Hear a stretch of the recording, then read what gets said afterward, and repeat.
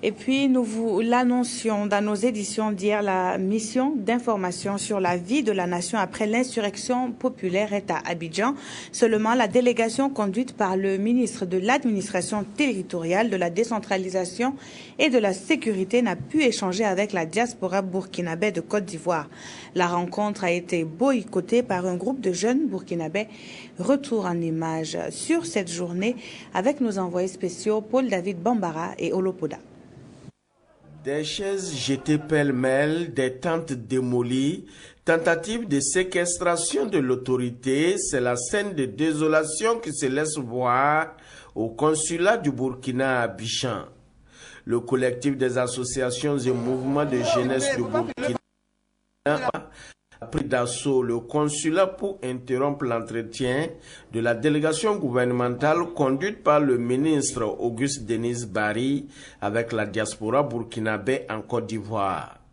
À l'origine de ce mouvement de colère, l'impossibilité pour eux, comme d'ailleurs pour tous les membres de la diaspora, de voter à la prochaine élection présidentielle. Nous sommes tristes que cela vraiment se termine de cette manière. Ça n'a pas été notre intention de boycotter de cette activité. Si nous avons pris le temps de venir, c'est parce que nous voulons participer et donner nos points de vue et nos idées pour que vraiment le vote des Burkinabés de l'étranger soit pris en compte par le gouvernement et que nous puissions participer à cela. Parce que pour nous, c'est une promesse qui a été faite depuis longtemps. Bon, je pense que le ministre nous a donné des arguments, que nous restons toujours, je l'ai dit, nous restons toujours sur notre fin. La décision prise par les autorités de la transition de reporter à des échéances ultérieures le vote des Burkinabés de l'étranger ne rencontre pas ici l'assentiment de tous.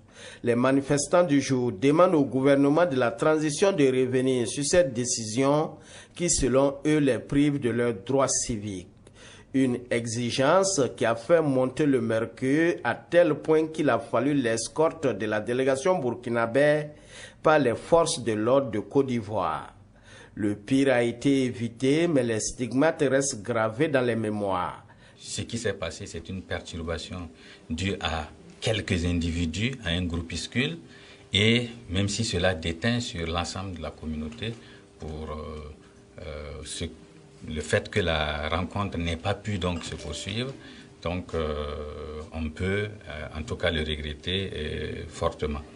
Maintenant, nous continuons de sensibiliser nos compatriotes, nous continuons à les dire parce qu'il y a des gens qui sont vraiment de bonne foi, mais ceux qui ne le sont pas, nous n'avons pas autre choix que de considérer que c'est des prises de position a priori, puisque la mission n'a même pas eu le temps, n'est-ce pas, de leur dire quoi que ce soit.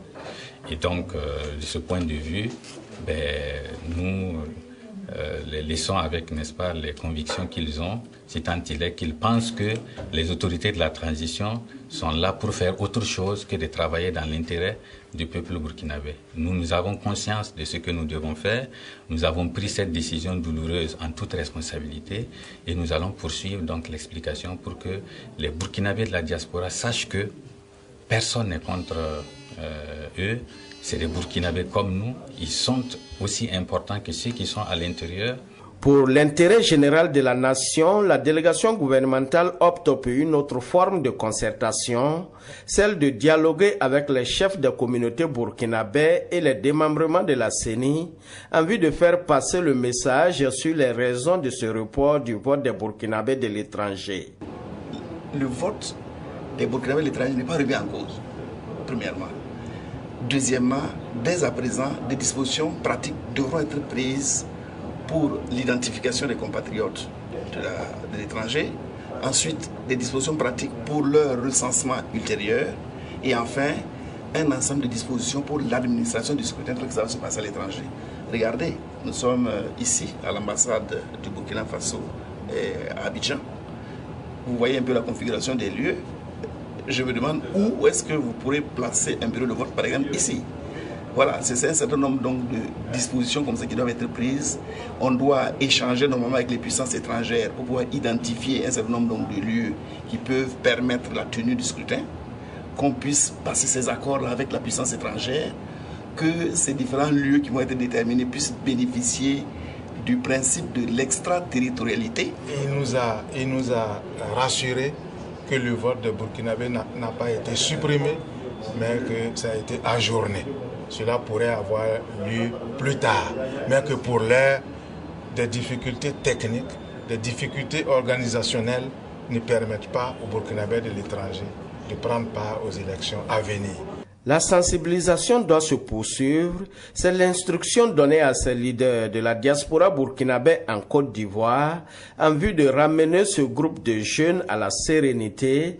L'image et l'intérêt du pays des hommes intègres obligent.